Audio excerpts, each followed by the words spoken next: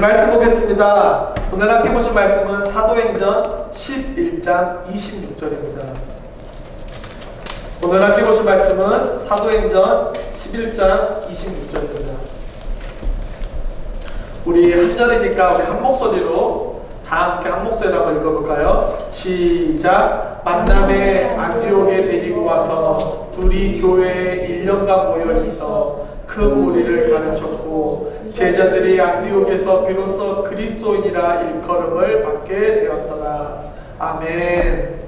오늘은 예수쟁이, 예수장애라는 제목으로 말씀을 나누려고 합니다. 세상에 존재하는 모든 조직은 이름을 가지고 있습니다. 그리고 그 이름에는 많은 유래와 어디서부터 시작되었는지, 누구로부터 시작되었는지 그 의미를 가지고 있는 곳이 바로 이름입니다. 우리가 살고 있는 세상에 교회라고 부르는 세 종류의 집단이 있습니다. 바로 가톨릭, 종교회, 개신교회, 이렇게 세 종류가 있는데 우리는 개신교회에 속해 있습니다. 그럼 개신교회를 영어로 뭐라고 부르나요? 바로 프로테스탄트, 저항자, 저항하다라는 의미를 가지고 있습니다. 즉 16세기에 카톨릭을 저항해서 루터와 마틴이 95개조 항을 비텐부르크베르크 대학교 앞에 붙이면서 시작된 그 의미로 바로 저항자, 프로테스탄트라는 이름을 사용하고 있습니다.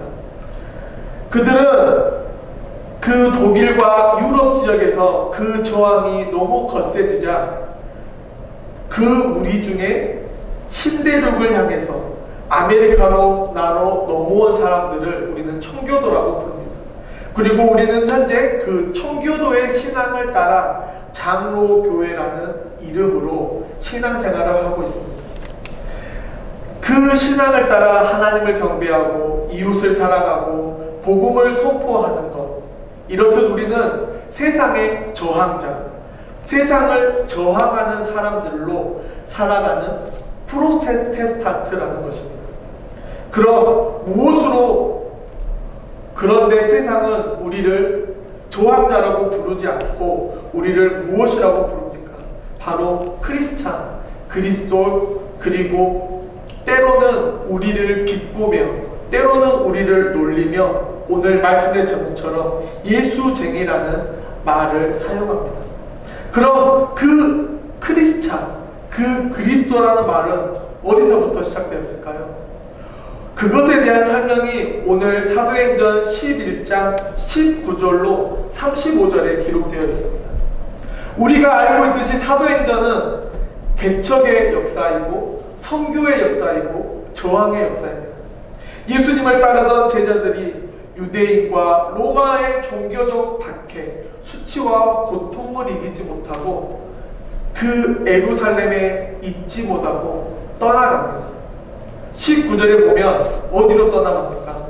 베니게와 구브로와 안디옥으로 하나님의 말씀을 가지고 그곳으로 떠나갑니다.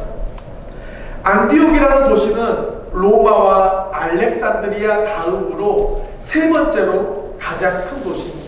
아마도 우리 미국으로 따지면 뉴저지와 비슷한 지역에 위치해 있고 뉴저지처럼 항구가 발달되어 있는 도시이며 수리아라는 그 지역의 행정도시이며 정치적으로, 경제적으로, 상업적으로 아주 중요한 도시가 바로 안디옥입니다. 그 안디옥에는 해상무역이 발달되었기 때문에 그곳에는 다양한 민족의 사람들과 다양한 문화를 가지고 다양한 학문을 가지고 다양한 종교를 가진 사람들이 함께 모여 사는 곳입니다. 그래서 때로는 경제적 자유를 위해 종교적 박해를 피하기 위해 많은 사람들이 모이는 곳, 그곳이 바로 안디옥입니다. 어느 날 종교 박해를 피해 예루살렘에서 안디옥으로 피신온 이스라엘 백성들은 안디옥에 도착한 후에 가장 먼저 한 일은 예수님을 복음을 전파했습니다. 우리가 이것을 배워야 합니다. 초기 기독교인들은 그곳에 정착하면서 가장 먼저 한 일이 예배의 초소를 만들고 예배할 장소를 만들고 복음을 전했습니다. 청교도들 역시 이 신대륙 미국 땅에 도착한 후에 가장 먼저 한 일이 자신의 집을 짓거나 자신의 일터를 만들거나 농사를 짓는 일이 아닌 교회를 세우고 하나님을 예배할 곳을 가장 먼저 만들었습니다. 즉 말씀 중심, 복음 중심, 교회 중심으로 살았다는 것입니다. 그렇게 예루살렘의 박해를 피해서 피신한 이스라엘 백성들은 안디옥에 살고 있는 유대인들과 그곳에 살고 있는 그리스 이방인들에게 복음을 전파하기 시작했습니다.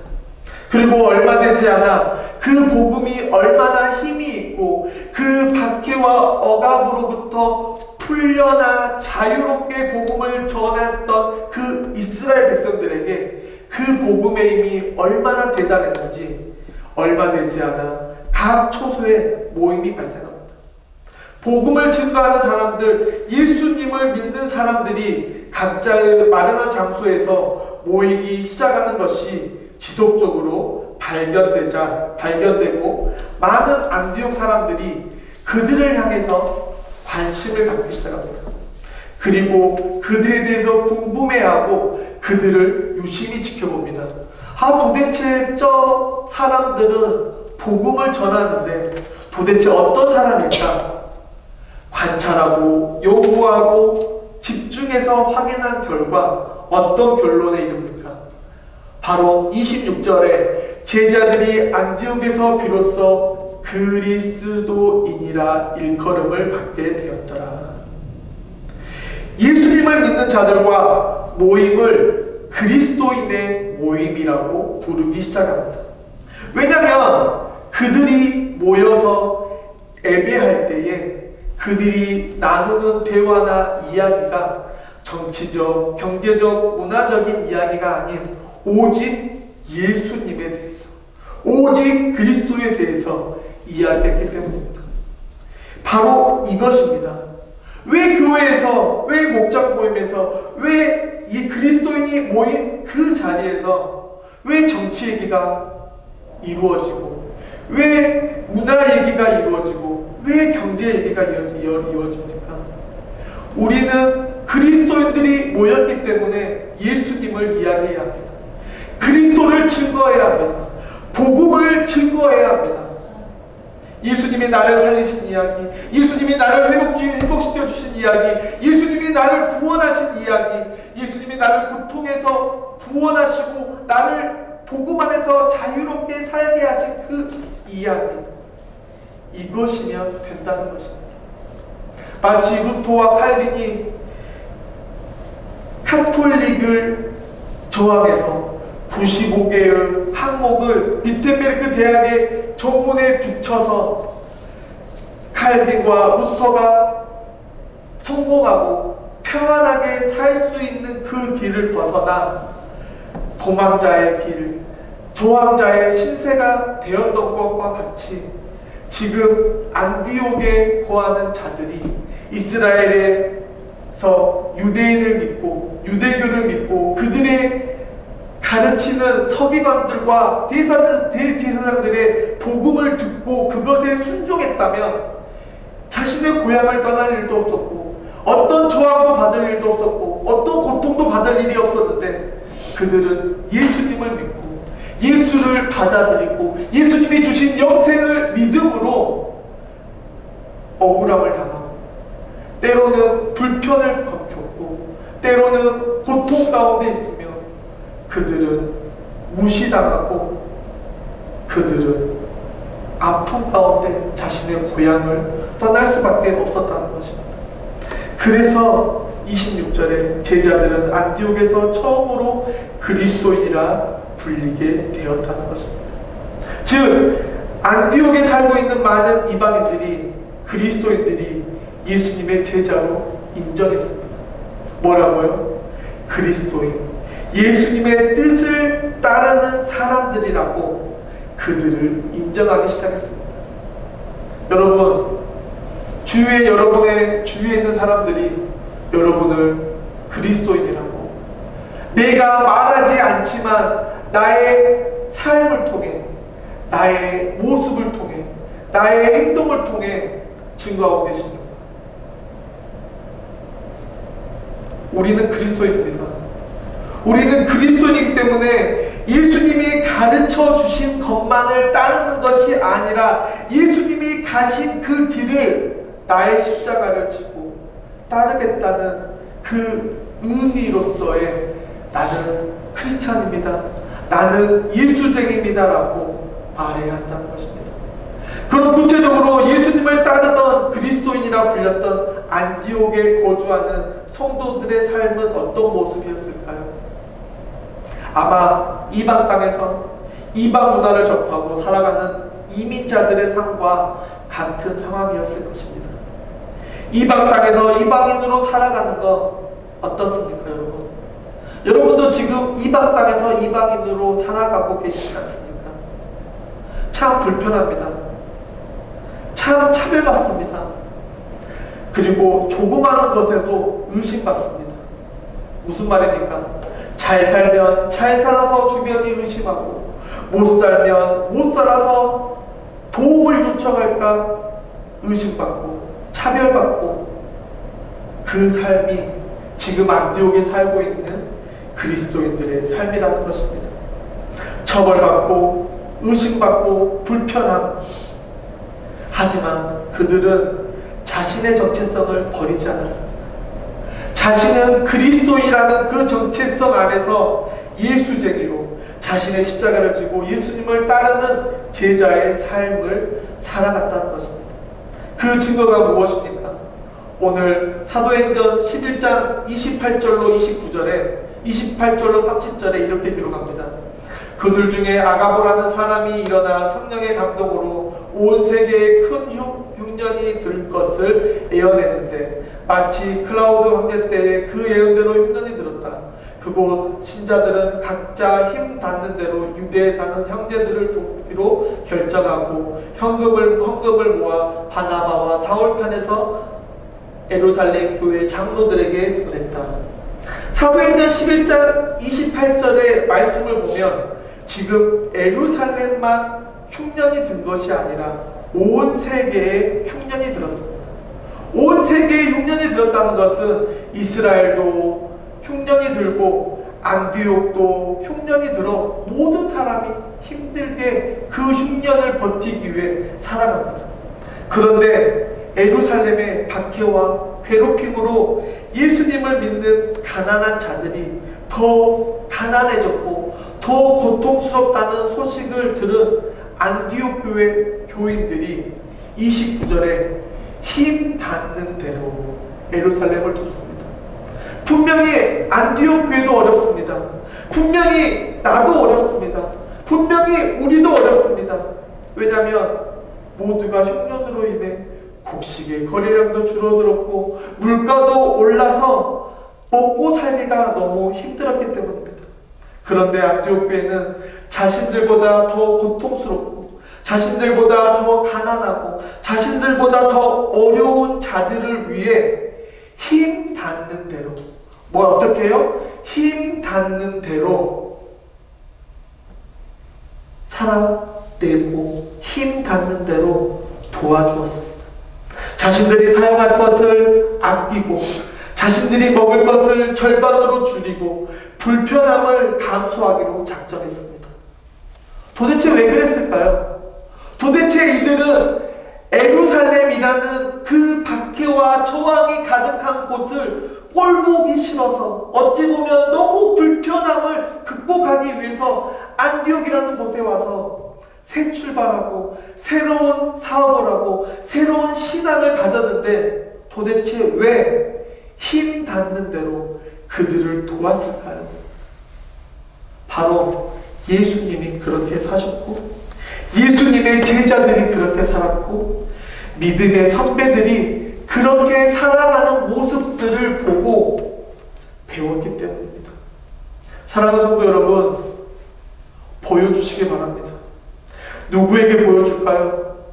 여러분들의 자녀들에게 보여주시기 바랍니다. 다음 세대에게 보여주시기 바랍니다. 이웃에게 보여주시기 바랍니다. 이것이 진짜 그리스도인의 삶입니다. 진짜 예수님을 따르는 그리스도인들의 삶입니다. 그렇게 힘을 닿는 대로 기금을 마련한 후에 바나바와 바울을 통해 예루살렘을 돕습니다. 왜냐하면 유대인이 있는 예루살렘 교회도 로마에 있는 안디옥 교회도 모든 교회가 예수님을 믿고 따르는 하나의 교회이기 때문입니다. 그들에게 그런 믿음이 있었기 때문입니다. 참 귀한 일이고 우리가 본받고 우리가 따라가야 하는 길입니다. 그런데 제가 이 말씀을 준비하면서 요즘 교회들을 보면서 참 안타까운 생각이 들었습니다. 각자 고생입니다.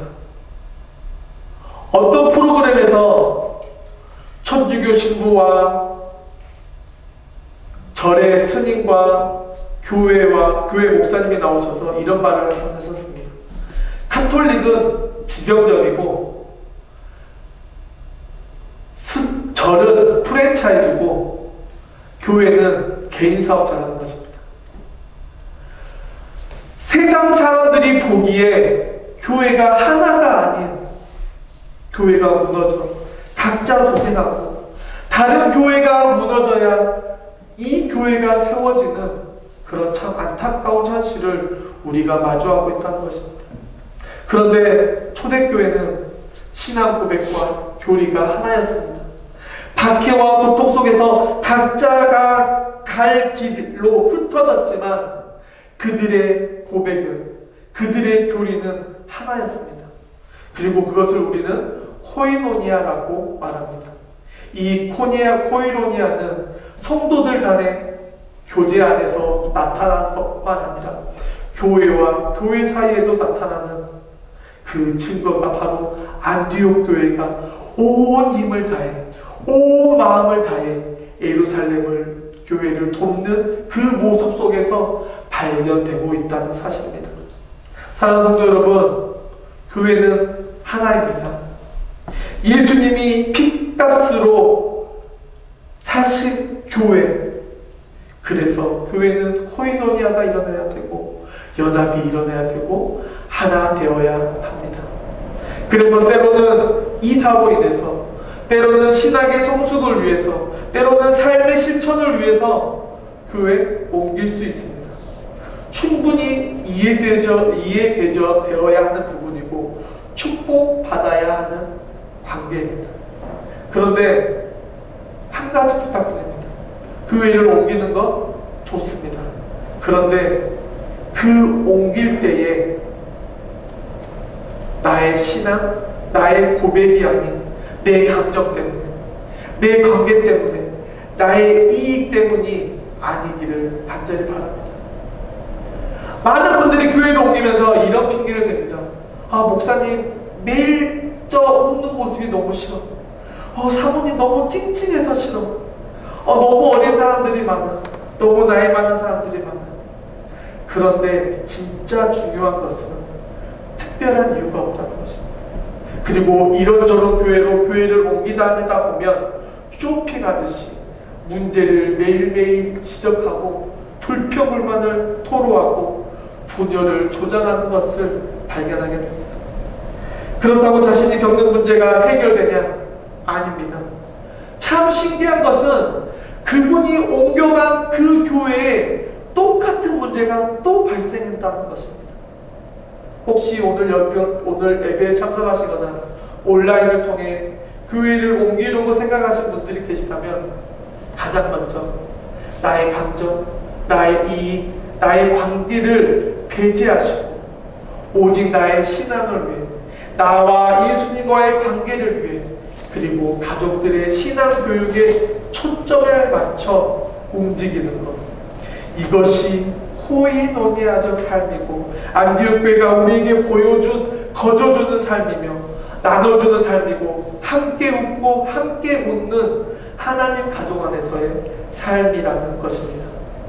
제가 20년 동안 목회를 하다 보니 참 많은 광경을 보게 됩니다. 그리고 하나 된다는 것이 얼마나 어려운 일인지, 얼마나 내 모든 힘을 쏟고 쏟아도 되지 않는 일인지 알고 있습니다. 사실 하나의 명령을 가지고 예수님을 따르는 목사님들도 점심 메뉴를 하나로 통합되지 않는데 하나 된다는 참 어렵습니다. 왜냐하면 우리 각자의 상황도 다르고 우리 각자의 환경도 다르고 우리 각자의 취미도 다르고 모든 것이 다르기 때문입니다. 그럼 우리가 어떻게 하나 될 수 있을까요? 도대체 우리가 어떻게 해야 하나됨으로 하나님 나라를 향한 교회로, 하나님 나라를 향한 그리스도인으로, 하나님 나라를 향한 공동체로 나아갈 수 있을까요? 주저함 없이 행하는 것입니다. 예수님이 가르쳐 주신 것을 지식적으로, 관습적으로, 전통적으로 그저 간직하고 있는 것이 아니라 예수님이 가르쳐 주신 것을 가지고 삶에 익숙해질 때까지 실수하고 좌절하면서 지속적으로 실천하는 것, 이것이 방법이라는 것입니다. 예수님이 사복음서에 돈에 대해서 자주 언급하십니다. 그러면서 돈이 있는 곳에 마음이 있다고 말씀하시면서 천국에 우리의 보물을 쌓으라고 명령하십니다. 여러분, 맞는 말입니까? 세상의 기준에는 맞지 않습니다. 하지만 예수님의 기준에는 맞는 말입니다. 왜냐하면 그 돈을 벌게 하신 분도, 그 돈을 주신 분도 하나님이기 때문입니다. 마태복음 18장 23절로 25절에 10,000달란트 빚진 자와 100데나리온 빚진 자의 이야기가 나옵니다. 어느 날 100데나리온 빚진 자가 10,000달란트 빚진 자가 주인을 찾아갑니다. 그리고 경배하고 절하고 무릎을 꿇고 주인에게 부탁합니다. 시간을 더 주십시오. 나에게 자비를 베푸시고 나에게 긍휼을 베풀어 주십시오. 그 모습을 본 주인은 통 크게 10,000달란트를 변제해 줍니다.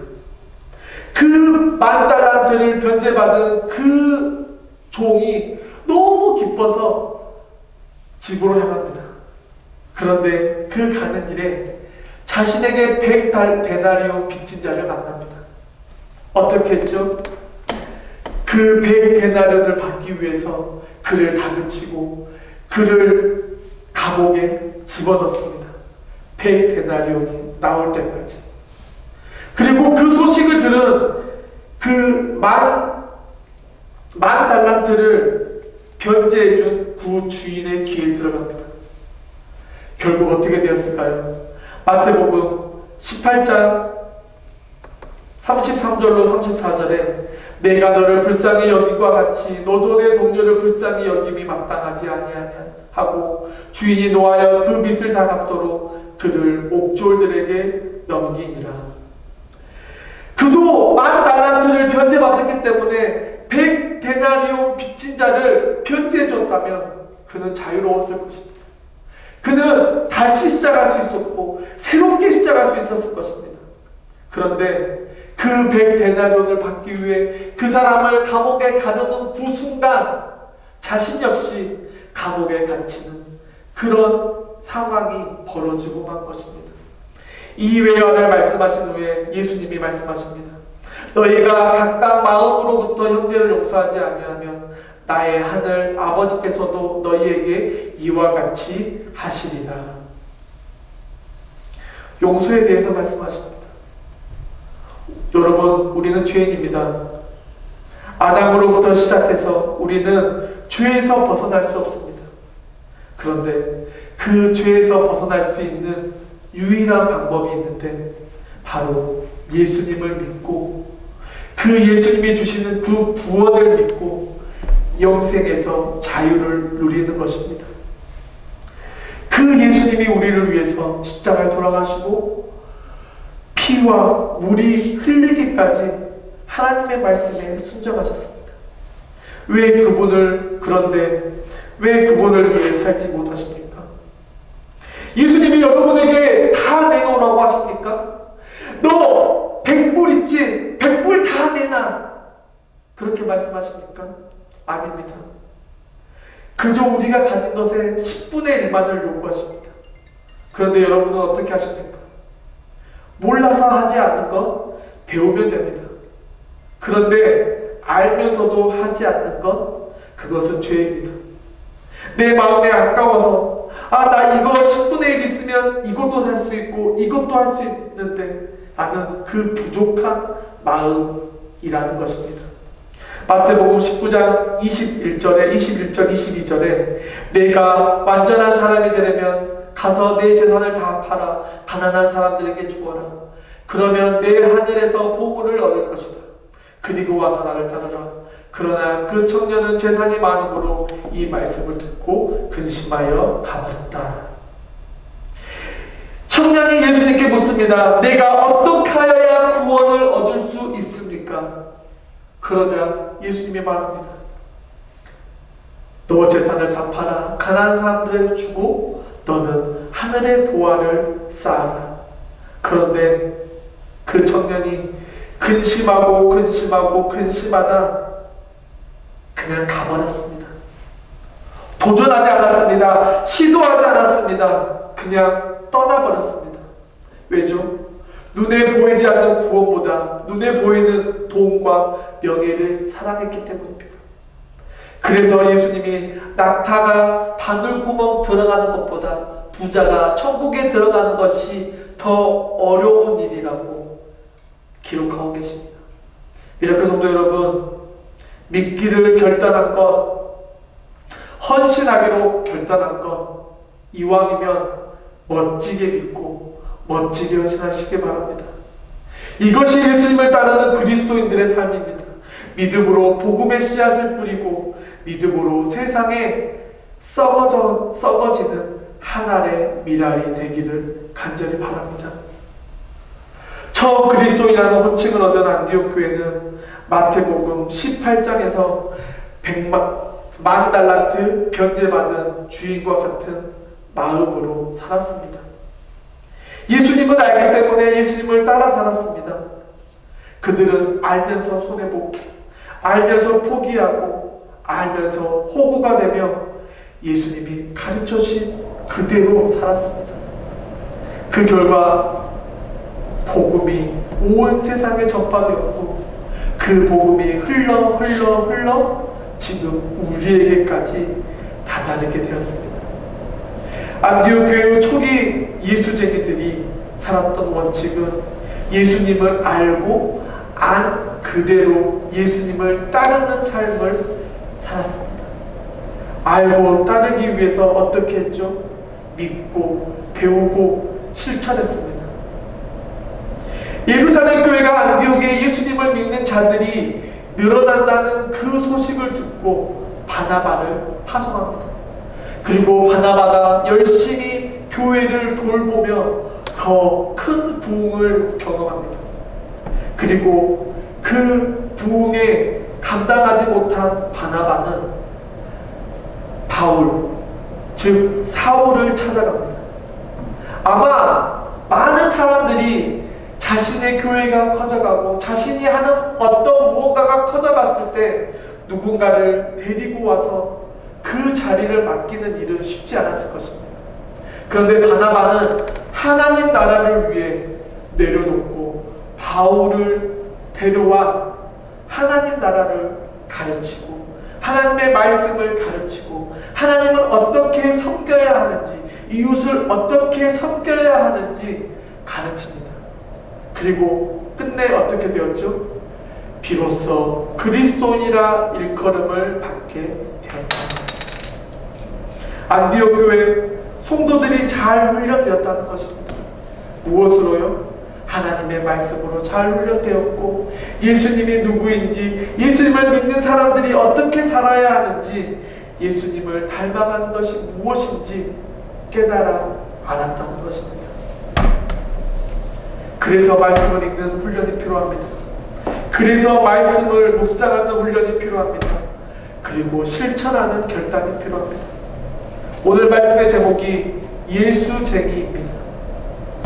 예전에는 저 역시 예수쟁이라는 그 말이 참 부담스럽고 거추장스러웠습니다. 그런데 언젠가부터 예수쟁이라고 하고 어떤 누군가가 저에게 혹시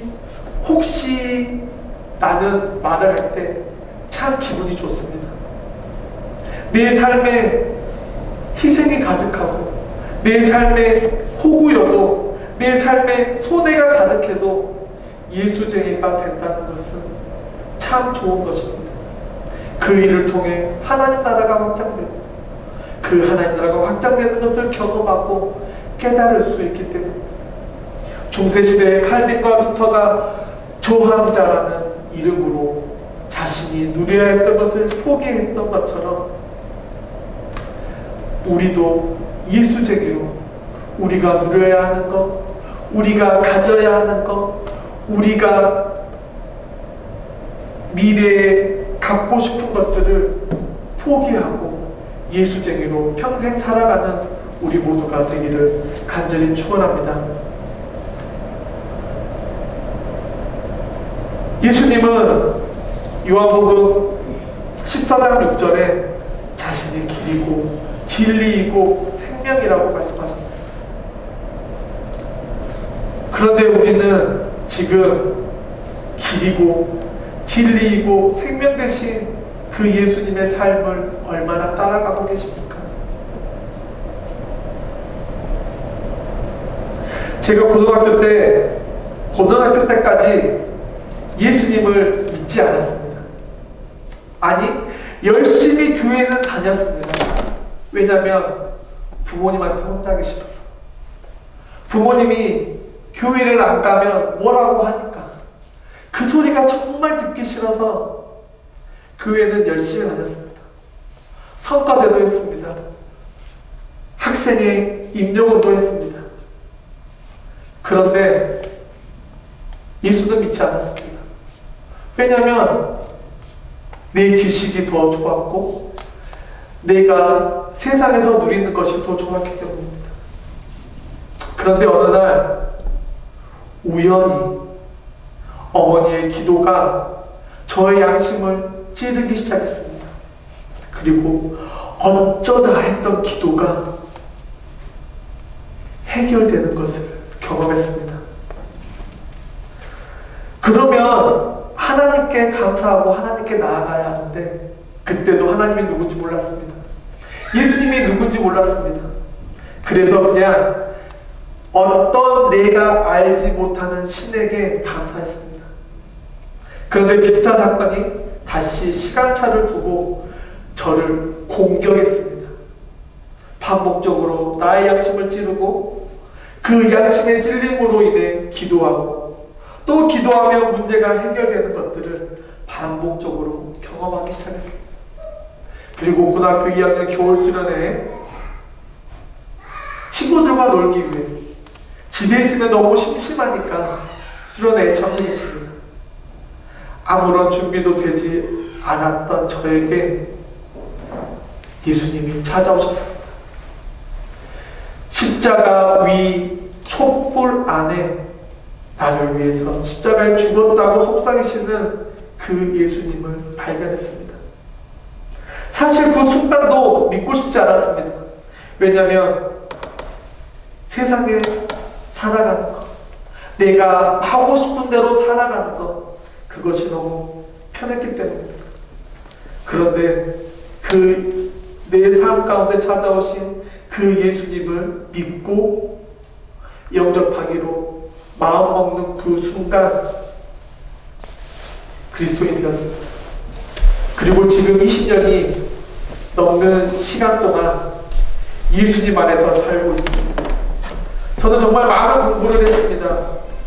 얼마나 많은 책을 읽고 학문적으로 하나님을 증명하고 설명하기 위해서 고뇌하고 묵상하고 지금도 성경을 읽으며 공부하고 있습니다. 그런데 제가 확신하는 것은 현재까지는 예수님보다 확실한 신이나 확실한 무언가가 없다는 것입니다. 사실 시간이 지날수록 삶에 그저 평범했던 크로노스의 시간에서 하나님의 임재가 거하는 카이로스 시간 안에서 완전히 스며들고 있는 제 자신을 발견하고 있습니다. 사랑하는 성도 여러분, 예수되기로 살아가시길 축원합니다. 예수되기로 살면 내 삶에 손해가 많을 수 있습니다. 내 삶에 불편한 점이 많을 수 있습니다. 내 삶에 되지 않은 일이 많을 수 있습니다. 그리고 세상 사람들이 말하는 호구가 될 수 있습니다. 하지만 결단하시기 바랍니다. 예수님의 제자로, 예수님의 예수쟁이로 살아가며 그것을 실천하며 믿지 않는 자들을 위해 손해보고 믿지 않는 자들을 위해 헌신하고 믿지 않는 자들을 위해 기쁘게 나눠줄 수 있는 저와 우리 미라클 교회 모든 성도들이 되기를 간절히 축원합니다. 축원합니다. 기도하겠습니다. 오늘도